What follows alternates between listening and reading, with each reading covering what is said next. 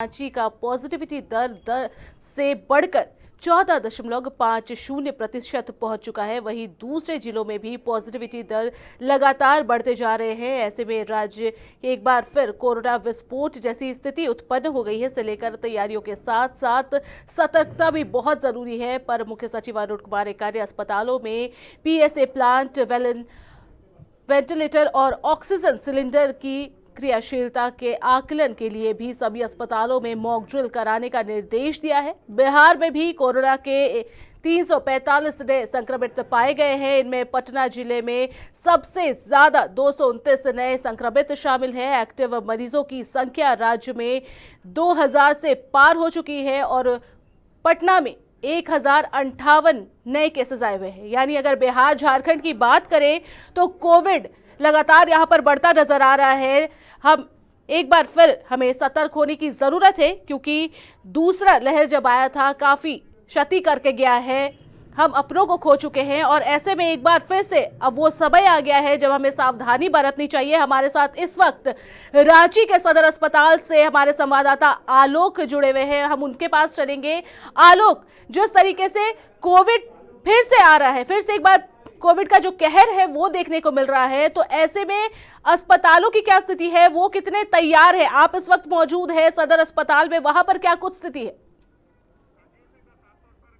Corona एक बार फिर से झारखंड में अपने पांव जो है वो पसारना शुरू कर चुका है। जिस तरीके से हमने देखा था कि कोरोना का फर्स्ट वेव हो या फिर दूसरा वेव, कितना क्षति हम लोगों को पहुंचाया, हमने अपनों को खोया, तमाम तरह की चीज़ें हम लोगों ने झेला, आर्थिक स्थिति से भी हमारा देश जूझा। उसके बाद फिर से जो है झारखंड में फिर से कोरोना की रफ्तार है वो बढ़ने लगी है। इस वक्त हम रांची के सदर अस्पताल में मौजूद है। इसी अस्पताल में इमरजेंसी वार्ड में कोरोना के मरीजों का इलाज होता है। यहाँ पर कई तरह की व्यवस्थाएं जो है वो प्रशासन और अस्पताल की तरफ से की गई हैं और आपको मैं अंदर की तस्वीरें दिखाना चाहूँगा कि इस वक्त जो है वो लोग जो है वो कतारबद्ध होकर अपना जाँच करवाने के लिए यहाँ आए हैं।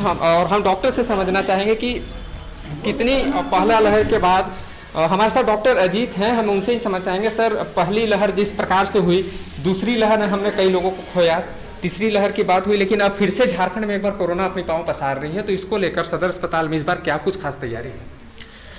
देखिए, कोरोना तो नो डाउट बढ़ रहा है। पिछले थर्सडे को जब मैंने हल्का सर्दी खांसी बुखार महसूस किया तो मैं खुद अपना जांच कराया और इत्तेफाक से पॉजिटिव आया था। तो एक सप्ताह आइसोलेशन कल ख़त्म करके मैं वापस ड्यूटी ज्वाइन किया हूँ।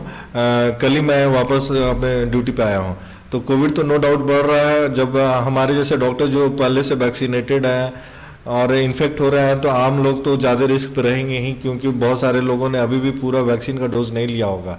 तो सबसे पहले अभी भी मैं बार बार कर रहा हूँ कि लोग अपना प्रिकॉशन डोज लें। जो दोनों डोज ले चुके हैं वो प्रिकॉशन डोज लें, और जो बच्चे एलिजिबल हो गए हैं वो अब बिना झिझक के वैक्सीन जरूर लगाएं। क्योंकि वैक्सीन अभी क्या हुआ कि मैं अगर पॉजिटिव हुआ तो मुझे सिर्फ अपर रेस्पिरेटरी ट्रैक्ट इन्फेक्शन, मतलब ऊपर वाला पार्ट को ही वो इन्फेक्ट किया। गला में दर्द हुआ, हल्का फीवर हुआ, सर्दी खांसी हुआ, फेफड़ा में कुछ असर नहीं हुआ और ऑक्सीजन सेचुरेशन लेवल वो नॉर्मल रहा। इसका मतलब लंग्स को इन्फेक्ट नहीं हुआ। तो उसका एक कारण मैं मान सकता हूँ कि मैं ऑलरेडी वैक्सीनेटेड हूँ और इससे पहले भी 2 बार मैं पॉजिटिव हो चुका हूँ। तो एंटीबॉडी कहीं ना कहीं तो बॉडी में काम कर ही रही होगी। जी, साफ तौर पर डॉक्टर साहब आपने बताया वैक्सीनेशन लेने के बाद आपको कोरोना जरूर हुआ, लेकिन उतनी दिक्कत नहीं हुई इस बार। तो लेकिन जो आंकड़े अभी तक दिख रहे हैं, पहले डोज लेने के बाद कई लोग हैं जो वो दूसरा डोज नहीं लिए हैं और दूसरा डोज लेने के बाद कई लोग बूस्टर डोज भी नहीं लिए हैं। ऐसे में जो झारखंड की जो स्थिति है अभी, उसमें आंकड़े के हिसाब से अगर देखा जाए तो कहीं ना कहीं पिछड़ता जा रहा है आंकड़ा। वैक्सीनेशन के मामले में झारखंड पिछड़ रहा है, खास करके यूथ के लिए भी। जो बूस्टर डोज अभी जो आया उसमें भी यूथ जो है वो पिछड़ रहे हैं। तो क्या संदेश देना चाहेंगे जिससे लोग जो है वो जागरूक हो सके? देखिए, एज ए रेस्पॉन्सिबल सिटीजन और डॉक्टर होने के कारण मैं बार बार अनुरोध करता हूँ from the first Covid wave कि वैक्सीन बहुत काम कर रहा है, आप लोग जरूर लीजिए, बिना झिझक बिना डर के रह पाया था। इसलिए मैं सभी लोगों से अनुरोध करता हूँ, खास तौर पे यंगस्टर से, वो आगे आओ और अपना वैक्सीन का पूरा शेड्यूल डोज जरूर लगवाएं। जी जी जी, वैक्सीनेशन जी आलोक, उनसे पूछिए कि जिस तरीके से आपने कहा उनसे कि यूथ में अब वो जागरूकता कम नजर आ रही है वैक्सीनेशन लेने को लेकर, तो कहीं ना कहीं ये भी साफ तौर पर है, पहले जिस तरीके से सरकार की तरफ से एक मैसेज दिया जा रहा था, इंकरेज किया जा रहा था, कोविड को लेकर उन्हें सतर्क किया जा रहा था, कहीं ना कहीं वो सारी चीजें भी अब उनमें भी कमी आई है, इस वजह से लोग भी अब लापरवाह होते जा रहे हैं। जिस तरीके से सरकार जो पहली वेव में जिस तरीके से एक्टिव हुई, जिस तरीके से पहला वेव हमें काफ़ी क्षति पहुंचाया, तो दूसरी में हम लोग प्रिपेयर रहे, लेकिन हालांकि दूसरा और भी मजबूत हम लोगों को क्षति पहुंचाया। लेकिन उसके बाद कहीं ना कहीं हम लोग जागरूक हुए, लोगों के प्रति जागरूकता फैलाने का काम किया। लेकिन जैसे ही कोरोना डाउन हुआ, लोग फिर से एक बार कहा जाए तो लापरवाह हो गए।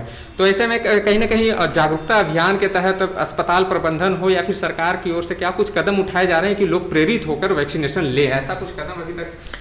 देखिए, रांची स्वास्थ्य विभाग के द्वारा जो एक अच्छा कदम लिया गया कि श्रावण महीने में जो भी प्रमुख हमारे मंदिर स्थल है वहां पे एक टेस्टिंग सेंटर बूथ बनाया गया है कि लोग जिन्हें भी थोड़ा भी लक्षण लगे, शंका हो, वो जाके अपना टेस्ट करा सकते हैं। हाल के दिनों में देखा गया कि लोग टेस्ट नहीं करा रहे हैं, इसलिए भी थोड़ा सा जो ये है संख्या है कम आ रहा है। अगर प्रॉपर ढंग से टेस्ट हो तो ये संख्या बढ़ सकता है। तो पहले तो टेस्टिंग, ट्रेसिंग, ट्रीटमेंट, ये 3 उसका ये टैग है। तो टेस्टिंग सबसे जरूरी है, टेस्टिंग बढ़ना चाहिए। और ऐसे भी बरसात के मौसम में सर्दी खांसी बुखार ज्यादा होता है, तो जितने लोगों को थोड़ा भी लक्षण लगे वायरल फ्लू का, कॉमन कोल्ड कफ का, तो वो जरूर टेस्ट कराएं, पहला चीज। दूसरा, वैक्सीन जरूर लगाएं। और तीसरा, अगर आप पॉजिटिव हो गए तो जैसे मुझे पता चला, मैं तुरंत आइसोलेट हो गया और जो भी सिम्टोमेटिक ट्रीटमेंट करना शुरू कर दिया। तो अपने डॉक्टर से सलाह लेके अगर आप पॉजिटिव हैं तो आइसोलेट होके, जरूरत हो तो एडमिट होके, हमारे सदर अस्पताल में बेड का इंतजाम है,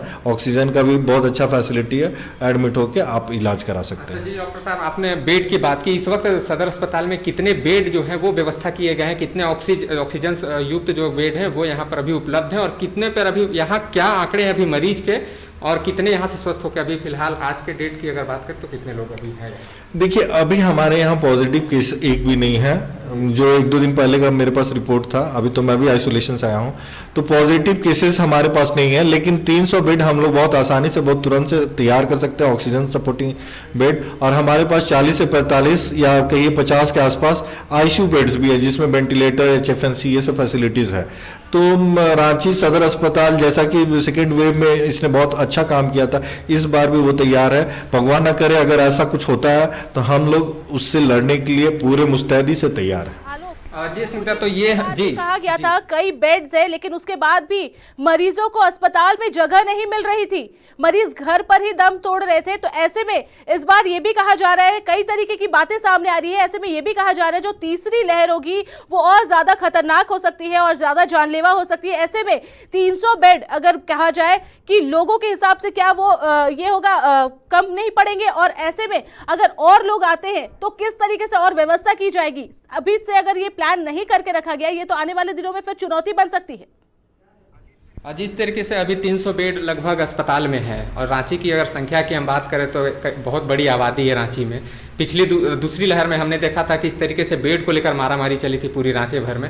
अस्पताल में भी यहाँ भी बेड की कमी हो गई थी, ऑक्सीजन की कमी हुई थी। तो ऐसे में दूसरी लहर के मुकाबले तीसरी लहर में आप लोग कितना सजग हैं, क्या कुछ तैयारी इस बार करेंगे दूसरी लहर से हटकर? क्योंकि बेड्स 300 सफिशियंट लगता है कि आपको, अगर लहर आती है तीसरी तो उसमें काफी होंगे? नहीं, 300 से ज्यादा बेड हमारा तुरंत तैयार हो गया था। हर फ्लोर पे 100 बेड्स है हमारे, तो 3 फ्लोर हमारा फंक्शनल था पहले, तो 300 प्लस बेड्स तो हमारे पास इजीली अवेलेबल है।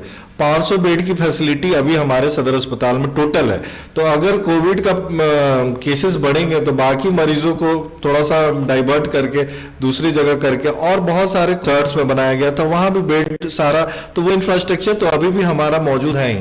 तो ऐसा नहीं है कि सिर्फ फिर रिसालदार बाबा डोरंडा में था। तो हमारे पास अभी भी अगर तुरंत से भी प्रशासन चाहे तो 1000-1500 बेड ऑक्सीजन बेड तैयार करना बहुत मुश्किल नहीं है।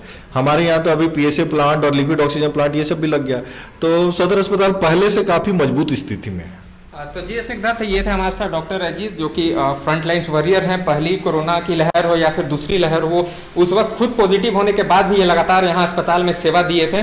तो उसके बाद उनके अभी भी फिलहाल वो कोरोना से ही उबर कर फिर से वापस आए हैं, मरीजों का इलाज कर रहे हैं, जाँच कर रहे हैं। तो अब मैं आपको सदर अस्पताल की तस्वीर दिखाऊंगा कि क्या कुछ स्थिति है और तैयारियाँ हैं। जिस तरीके से डॉक्टर साहब ने बताया है कि यहाँ जो तैयारी है, ये सदर अस्पताल है, और इस वार्ड से ही जो लोग होते हैं वो अंदर जाते हैं, इधर से ही, और इधर जो मरीज होते हैं इधर इनका इलाज होता है इस और यहाँ से लेकर आप कहा जाए तो ऊपर तक 5 फ्लोर तक 500 बेड की जो व्यवस्था, जैसा कि डॉक्टर अजीत ने बताया, कि 500 बेड की व्यवस्था यहाँ पर की गई है। लोग जो है यहाँ पर पहुँचते हैं और आपको मैं ले चलूँगा सीधा कोविड के जो अस्पताल से कोविड की जो व्यवस्था की गई।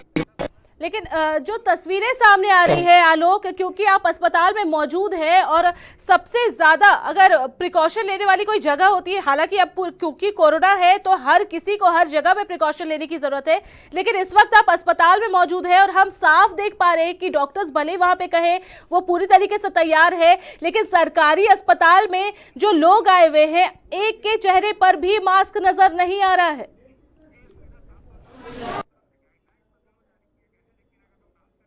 पर सरकार की तरफ से गाइडलाइंस जारी किए गए। हम बात करेंगे प्रिकॉशंस की, तो आप तो आम नागरिक होते हैं, वहीं इस प्रिकॉशन को इस्तेमाल कर रहे हैं। देखिए इस भी आपको दिखाना चाहूँगा कितनी भीड़ है। ये टिकट काउंटर है यहाँ की और इस वक्त जो है जो लोग हैं वो यहाँ पर टिकट्स कटवाते हैं और लोग जो है यहाँ पर बिना मास्क के भी है। तो आप समझ सकते हैं, जैसा डॉक्टर अजीत ने बताया है कि जो सदर अस्पताल है वो अपने 500 बेड से लड़ने के लिए तैयार हो चुकी है। हालांकि जो तैयारियां हैं सदर अस्पताल की, साफ तौर पर स्वास्थ्य विभाग की तरफ से जो गाइडलाइंस जारी की गई है उसको देखकर अस्पताल प्रबंधन तो अपने तरीके से तैयार हो रही है। आलोक, लेकिन किस तरीके से तैयार हो रही है? वहां पर जो मरीज जा रहे हैं सिर्फ मास्क पहनने से नहीं, इससे हम बच सकते हैं। जैसे कि कहा जा रहा है कि आपको प्रॉपर वे में मास्क पहनना है, सैनिटाइजर लेना है, 2 गज की दूरी बनानी है। अब जबकि केसेस बढ़ रहे हैं तो लोग ये पिछले वाली सारी जो नियम बनाए गए थे वो भूलते नजर आ रहे हैं। साफ तौर पर देखा जा सकता है अस्पताल प्रबंधन कहाँ है? ये जो लोग यहाँ पर खड़े हैं सब एक दूसरे के साथ वहां पर जिस तरीके से खड़े हैं, ये तो कोविड का जो संक्रमण है एक दूसरे को ये तो दे देंगे, क्योंकि जिस तरीके से कहा जाए 2 गज दूरी, क्या आपको 2 गज दूरी वहां पर नजर आ रही है? बिल्कुल बिल्कुल नहीं स्निग्धा, मैं इधर दिखाना चाहूंगा। ये जो घेरे आपको दिख रहे होंगे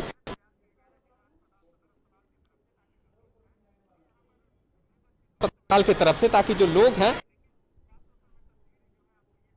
वहां पर जाएंगे। ये तस्वीर आप देखिए,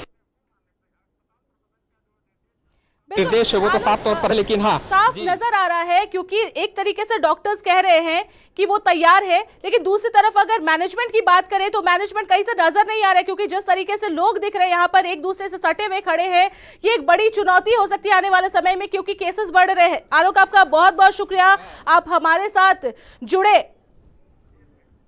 तो लगातार हम ये तस्वीरें आपको दिखा रहे हैं। कोविड को लेकर सरकार गाइडलाइंस जारी कर रही है, लगातार ये कह रही है कोविड को लेकर टीकाकरण जो है वो पहले वैक्सीनेशन को लेकर लोगों में जागरूकता देखी जा रही थी, लेकिन अब जो है धीरे धीरे उसमें भी कमी आ रही है और लोग सतर्क नहीं हो पा रहे हैं। अस्पताल की बात करें तो अस्पताल में जहां लोगों को ज्यादा सतर्क रहने की जरूरत है, ऐसे में लोग कह रहे हैं, वहां पे डॉक्टर्स कह रहे हैं कि बेड तैयार है, लेकिन जो नजारा सामने आ रहा है वो डराने वाला है, क्योंकि आंकड़े बढ़ रहे हैं और ऐसे में पूरे झारखंड में जो है रांची में सबसे ज्यादा केसेस है और जो अभी हम हालात देख रहे हैं, अस्पताल में मरीज पहुंच रहे हैं, मरीजों में कई तरह के लक्षण हो रहे हैं। कुछ मरीज ये भी नहीं समझ पा रहे हैं कि कोविड के कौन से लक्षण है उनमें, या वो कोविड है भी या नहीं, ये समझ ही नहीं पा रहे हैं। ऐसे में एक दूसरे को वो जल्दी ही ट्रांसफर कर सकते हैं, तो लेकिन जो मैनेजमेंट है अस्पताल का वो कहीं ना कहीं इसमें लापरवाह नजर आ रहा है, क्योंकि वहां पर जो लोग पहुंच रहे हैं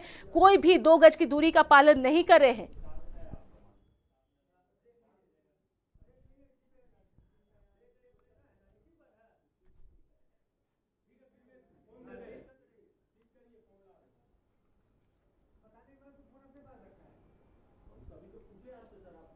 तो आपको बता दें कि कोरोना की रफ्तार को देखते हुए स्वास्थ्य विभाग ने सतर्कता और सावधानी बरतने का निर्देश दिया था। लगातार जो आंकड़े हैं वो बढ़ते नजर आ रहे हैं। झारखंड के साथ साथ अगर हम बात करें बिहार की, तो बिहार में भी कोरोना के 335 नए संक्रमित पाए गए हैं। इनमें पटना जिले में सबसे ज्यादा 129 नए संक्रमित शामिल हैं। एक्टिव मरीजों की संख्या राज्य में 2000 पार कर चुकी है। पटना में 1058 मामले सामने आए हैं। तो इसी खबर पर हमारे साथ विवेक जुड़ चुके हैं। विवेक, पटना में भी बिहार में भी लगातार जो संख्या है, राज्य में जो संख्या है वो 2000 के पार जा चुकी है, चिंता का विषय है। और एक्टिव केसेस जो है वो बताए जा रहे हैं 158 एक्टिव केसेस है। तो ऐसे में वहां पर क्या कुछ तैयारी, अस्पताल में क्या कुछ तैयारी की जा रही है?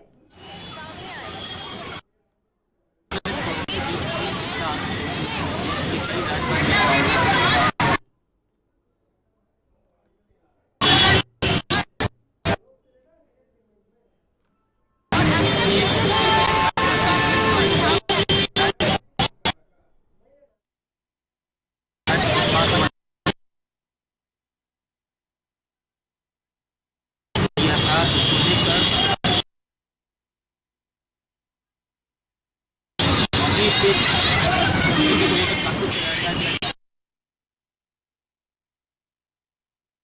कुछ देखा गया था, दोनों कार्यक्रम वहाँ मौजूद हैं।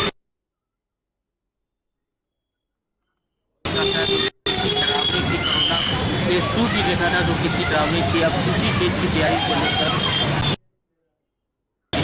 है, जहाँ लगातार स्वास्थ्य मंत्री मंगल पांडे के द्वारा दिशा निर्देश दिया जा रहा है कि सभी अस्पतालों में बेडों की जा रही है और किया गया है। तो पटना के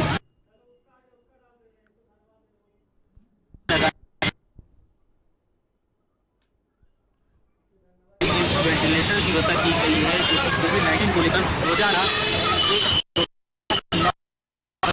भर्ती हो रहे हैं और भर्ती होने के बाद रोजाना मरीजों की कमियां नजर आ रही है। लगातार बात शुक्रवार को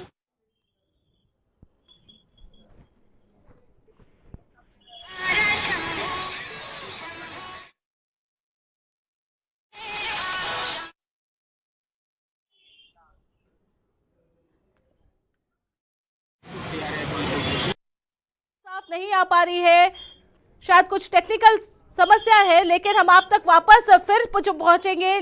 फिलहाल हम एक बार फिर से आपको बता दें, बिहार में भी लगातार हमने झारखंड की तस्वीरें दिखाई आपको। अगर फिर हम बिहार की बात करें तो बिहार में भी कोरोना के मामले जो है वो लगातार बढ़ते जा रहे हैं। कोरोना का जो कहर है वो लगातार बढ़ता जा रहा है। 345 नए संक्रमित पाए गए हैं। इनमें पटना जिले में सर्वाधिक 129 नए संक्रमित शामिल है। एक्टिव मरीजों की संख्या राज्य में 2000 पार कर चुकी है। पटना में अगर एक्टिव की केसेस की बात करें तो 158 नए केसेस बताए जा रहे हैं। तो लगातार जो आंकड़ा है वो काफी डराने वाला है, क्योंकि जिस तरीके से बार बार ये कहा जा रहा है फिर से तीसरी लहर आ सकती है, फिर से लोग जो है अपनों को खो सकते हैं, इसलिए सावधानी बरतनी बहुत जरूरी है। और ऐसे में लोग अब बेपरवाह नजर आ रहे हैं, मास्क नहीं पहन रहे हैं, सैनिटाइजर का यूज नहीं कर रहे हैं,